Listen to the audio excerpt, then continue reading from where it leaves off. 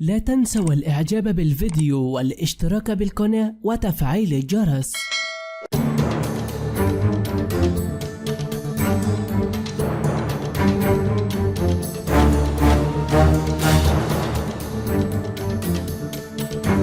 السلام عليكم ورحمة الله تعالى وبركاته. البرهان في ولاية الجزيرة والجيش يستعد لهجوم كبير. بحث الجيش السوداني عبر حساباته على الانستغرام صور للرئيس مجلس السيادة عبد الفتاح البرهان، حيث أشارت إلى أنه في الخطوط الأمامية في ولاية الجزيرة لتحضير لما وصفته بالهجوم الكبير بحسب قناة العربية. وجاء هذا في وقت يواصل الجيش السوداني تحركاته في المنطقة وسط مواجهات عنيفة مع عناصر تابعة للدعم السريع، وأصر العديد من عناصرها، حيث أكد الجيش السوداني أنه سيواصل تحركاته العسكرية في المنطقة لتحقيق الاستقرار. ويخوض الأطراف حاليا معارك عنيفة في ولاية الجزيرة التي يسيطر عليها قوات الدعم السريع منذ آخر العام الماضي، لكن بعد انشقاق أحد قادتها في ولاية وانضمامه إلى الجيش شنت قوات الدعم السريع هجمات على بعض المناطق، وحصلت مواجهات